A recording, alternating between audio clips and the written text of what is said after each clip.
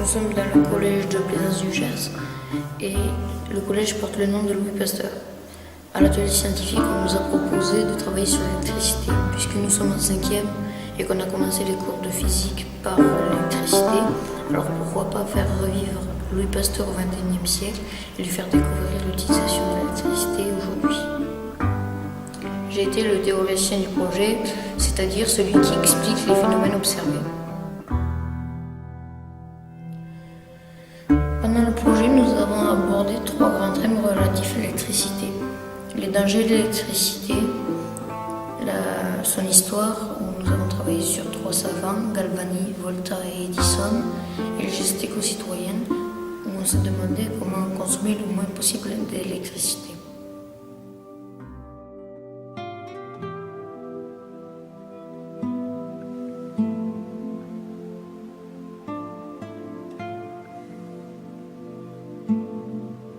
La lampe à incandescence. La lampe à incandescence est alimentée par l'énergie électrique. Le courant passe par le filament qui devient incandescent et cette lampe produit 5% de lumière pour 95% de chaleur. C'est-à-dire qu'elle occasionne des pertes énormes, sachant qu'une lampe sert à éclairer et non à chauffer. La lampe basse consommation.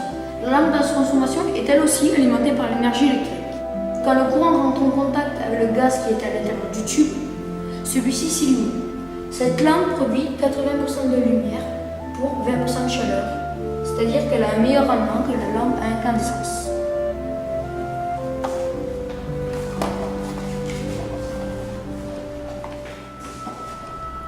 Nous pouvons observer la classe énergétique de chaque lampe sur leur boîte. Pour une lampe à incandescence, c'est une classe E. Pour une lampe basse consommation, c'est une classe A. Pour mieux économiser l'énergie, il vaudrait mieux acheter une lampe basse consommation. D'ailleurs, les lampes à incandescence ne sont plus vendues sur le marché depuis 2012. Dans ce film, je joue le rôle de Luigi Galvani, un grand scientifique italien qui travaillait sur les cuisses de grenouilles et pensait que l'électricité animale existait, alors que Volta pensait que l'électricité venait des métaux. Finalement, c'était Volta qui avait raison. Grâce à ce rôle, j'ai compris comment les scientifiques ont expliqué les phénomènes. C'est grâce à la démarche expérimentale.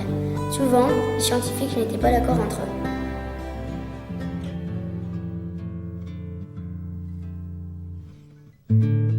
J'ai décidé de tester mon hypothèse en empilant une rondelle de zinc, une rondelle de matière conductrice et une rondelle de cuivre.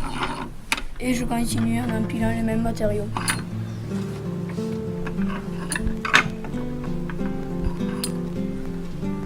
Mais non, ne cherche pas, ça n'a pas fonctionné.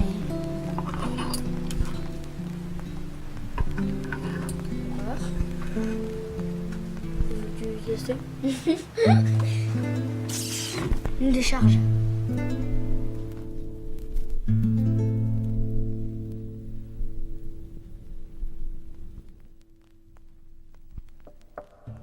Ça m'intéressait de travailler sur un film dont le sujet était les bases du cours de physique-chimie. L'ambiance était bonne, j'ai fait moi-même mon texte en faisant des recherches et je choisissais comment l'apprendre comme je voulais. Je m'appelle Thomas Edison, je suis un célèbre scientifique américain. J'ai imaginé de grandes inventions comme le télégraphe et l'ampoule électrique. Il fut très compliqué à inventer. Le filament devait ne pas brûler. Après plusieurs expériences négatives.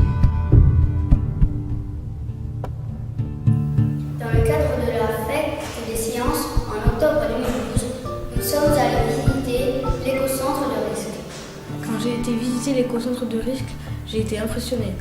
Ils étaient autonomes en électricité grâce à leurs panneaux solaires et à leur éolienne.